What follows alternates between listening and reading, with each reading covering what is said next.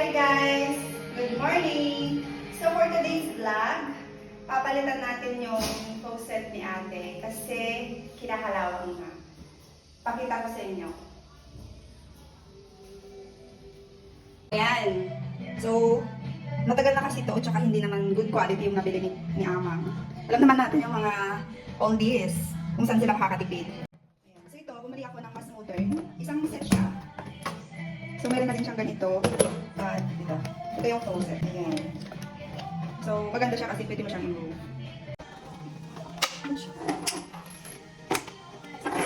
Masakit. Sa liig. Ayan. So, talagang kinakalawang. Ayan. Ayan. So, pinakaroon din ang pagkirap. Siya rin. Yan. Kaya pala sobrang lansa. Lagyan natin to ng Teflon.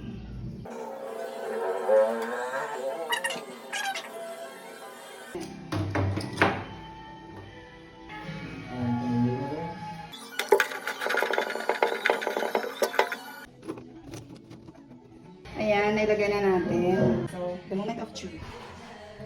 Ayun. Okay. Ganyan.